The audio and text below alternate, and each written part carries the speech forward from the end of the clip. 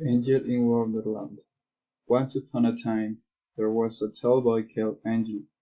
Temperature. He was the leader of a town located on a volcanic island. He lived with his wife and his cat. When he was the gladiator, he met a young girl. This young girl was the princess. This princess was very important on the island, and that is why Angel obtained benefits. When they got married, they lived on the island and found a water portal. That this water portal took them to another dimension. One day the princess woke up and went to the portal with Angel. They jump to the portal and falls in another world with a lot of flowers and spiders.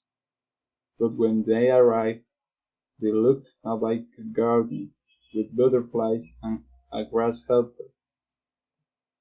His name Andy, and he had a lot of wives. So when they talked with him, they discovered all the features about this new world. After going to visit the grasshopper, they saw a yellow river and a ship that arrived with the pirates and a white jaguar. They wanted to attack the butterfly kingdom, and later, Princess Kale with the angel pair attacked the ships with pirates and with diamond swords.